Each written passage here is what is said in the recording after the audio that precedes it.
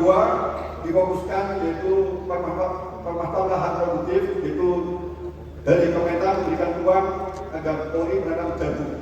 Jadi terkait dengan swasembada pangan bukan hanya beras ruang untuk TNI, sedangkan jagung diberikan uang untuk Polri dengan target yaitu di luar Polda Jawa minimal 10.000 hektar. Kemudian pembelian program 2 yaitu lahan swasta milik petani, kemudian lahan pemerintah berhutani KTPN, proses bisnis bagi keuntungan. Kemudian dalam hal ini pemerintah sedang mendatangkan lahan produktif untuk ditanam jagung. Kemudian datanya akan disampaikan kepada Polri dan selanjutnya akan kami share ke seluruh jajaran Polda. Sedangkan alat mesin pertanian dan lainnya dipenuhi dari negara melalui pemerintah. Program 3 kawasan distribusi yaitu dari gugus tugas telah membangun aplikasi gugus tugas mendukung ketahanan pangan.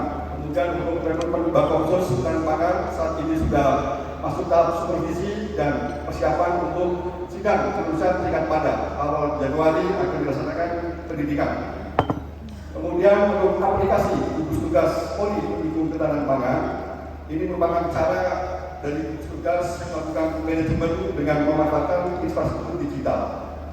Dalam hal ini kami memiliki comment center di posko presisi.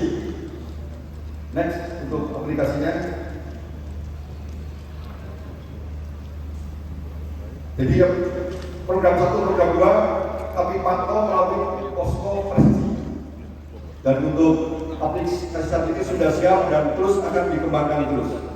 Kemudian berikutnya untuk mensukseskan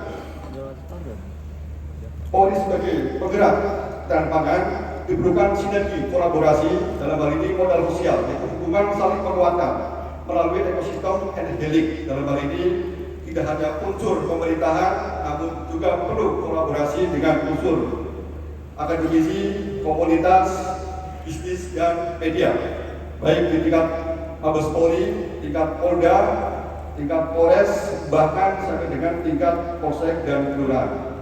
Untuk lomba-lomba ketahanan pangan, yaitu lomba pertama karangan pangan bergizi di sektor dari Kementan dan Kementerian Desa, satu kabupaten menuju satu desa percontohan. Kemudian dalam rangka menyambut dari Bayangkara, yaitu lomba pekarangan pangan bergizi, yaitu satu desa di setiap polsek.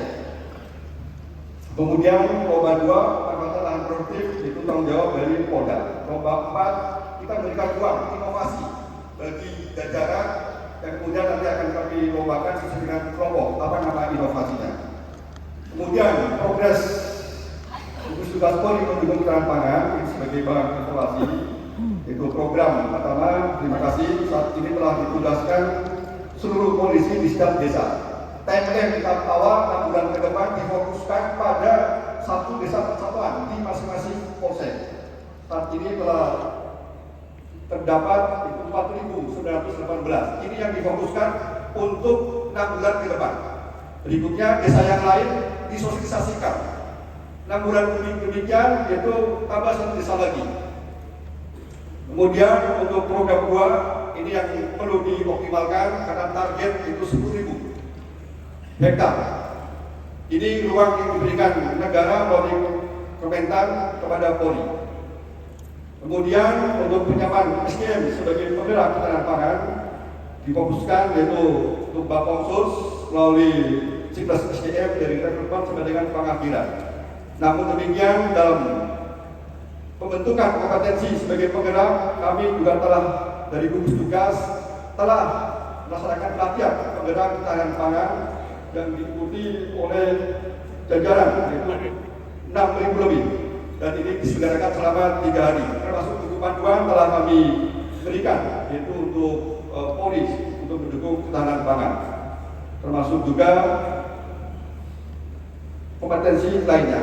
Dalam hal ini Polri sebagai penggerak ketahanan pangan, kompetensi yang paling utama yaitu soft skill, yaitu bagaimana kemampuan komunikasi, berpikir analisis, kemudian membangun hubungan, kemudian merencanakan kerjasama dan lain-lain. Sehingga materi pelatihan kami lebih memfokuskan untuk penguatan soft skill.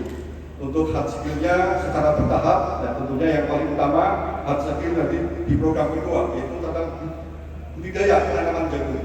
Dalam paparan kami pun sudah kami siapkan, yaitu budidaya penanaman jagung untuk memandu program kedua, termasuk bagaimana skema bagi hasil dan lainnya. Untuk program kedua, ada prinsipnya bahwa jajaran Polda perlu bekerjasama dengan unsur bisnis untuk mengelola. Kemudian berikutnya,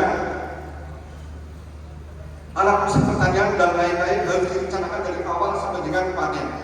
Kemudian semua kebutuhan diajukan ke Kementerian Pertanian. Namun ketika semua infrastruktur yang dibutuhkan turun, bukan berarti milik dari pengelola atau unsur bisnis, tapi milik bersama dari kelompok tani. Kemudian sebagai penutup, itu izin, jadilah mitra strategis dalam penanaman pangan. Personil Polri harus proaktif mendukung program nasional yang bertujuan meningkatkan kesejahteraan masyarakat. Yang kedua, meningkatkan kompetensi untuk tugas-tugas strategis. Polri harus terus berinovasi dan mengembangkan kapasitas dalam mendukung sektor-sektor kunci pembangunan nasional. Yang ketiga, wujudkan Polri yang presisi melalui tahanan pangan. Keberhasilan program tahanan pangan adalah bagian dari peran Polri dalam menciptakan stabilitas dan keamanan dalam negeri. Demikian materi paparan kami. Mohon maaf atas segala kekurangannya. Mohon koreksi. Ini wassalamualaikum warahmatullahi wabarakatuh. Waalaikumsalam warahmatullahi wabarakatuh. Terima kasih Bapak Menko Lampung SKMH. Kalau saya bisa meresume sedikit dari paparan tadi, untuk salah satu bentuk upaya untuk mendukung agenda nasional Mawayasa Cita itu membentuk gugus tugas mendukung ketahanan pangan ya Pak ya. Ada 4 program strategis ketahanan pangannya: pekarangan pangan bergizi, pemanfaatan lahan produktif, pengawasan distribusi, dan juga rekrutmen personel Polri dengan kompetensi khusus. Tadi yang juga digarisbawahi bahwa gugus tugas apa yang dilakukan oleh Polri tidak bisa dikerjakan sendiri ya Pak, harus bersinergi dan berkolaborasi dengan semua pihak. Salah satu pihaknya pasti lalu lintas ya Pak ya. Nah, maka dari itu saya akan memberikan waktu kepada Kakor Lantas Polri, Bapak Dirjen Pol Dr. Andes A. Suhanan MSI untuk memberikan paparannya.